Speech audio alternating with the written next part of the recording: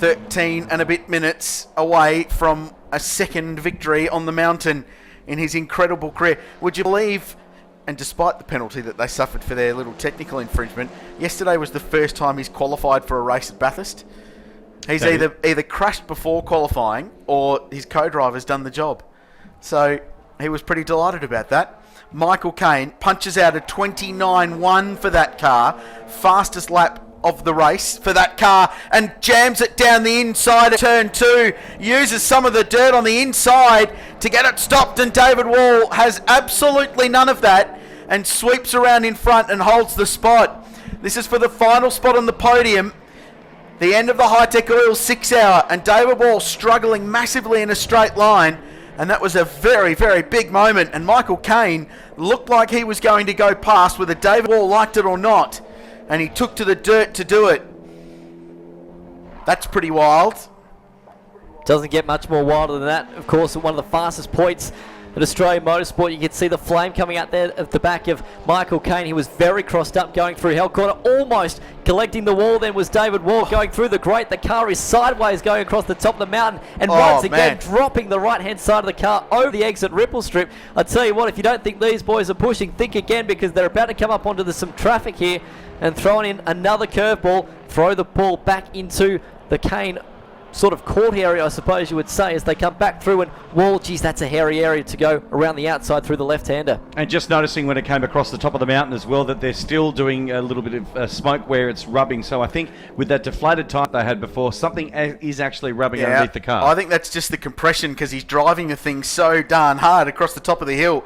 Now this is where he's exposed, and the Evo 10 behind's about 15 k's an hour quicker in a straight line, and he gets in the tow, and Wally will drive the thing down the middle of the road and squeezes Michael Caine out to the white line.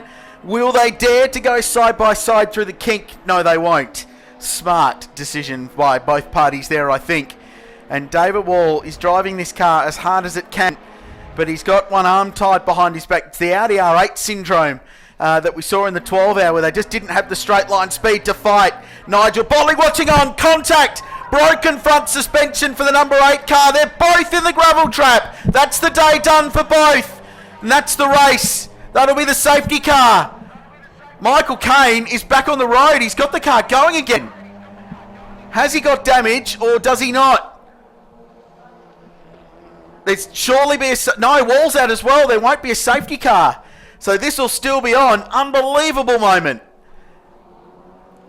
Look at this left front too. It's got a fair bit of camber on its toe out. In fact, on that car, it looks to be like heading up Mountain Straight there as well. So how the drama in this race? Just on 10 minutes to go. It's certainly taken off. This is the battle for Class 1 honours for A1 this weekend. It's certainly taken off at the big point of this race. Michael Caine still pushing on, and you've got to say Wall's just in behind as well. It's the battle. It's not done. I know. It's the battle of who's the less wounded at the moment. This is Days of Thunder. 2 ruined racing cars just going at it at the end of the day.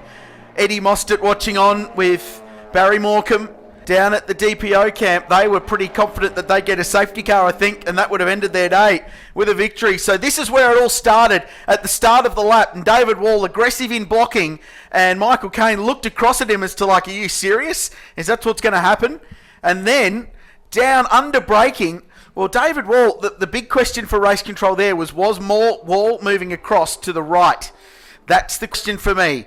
If he was moving across, that will be a no-no. If he wasn't, and it was Caine that made the contact, well, it may well just be racing incident, especially given the fact that they're still going at it across the top of the mountain. 2 walking wounded race cars, and there is no way Michael Caine is going to let David Wall have an easy way through of getting past. Look at him put the block on, and Wall goes through.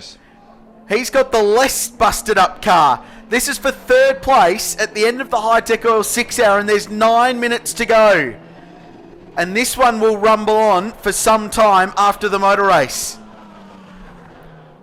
Certainly will, considering that Michael Caine looked to have that all sewn up. He just needed to find a way past, but you always hold your breath when both those cars are darting and weaving, going up Mountain Straight, going down Conrod, and not to mention on the run down to Murray's Corner as well. But I cannot believe that both these cars are still running, considering, I mean, the contact that David Wall had up against that tyre wall was absolutely unbelievable. It's like in wrestling, they've thrown each other out of the ring and they've climbed back in to have another go. I thought we were here for the Bathurst 6 hour, not the UFC this afternoon.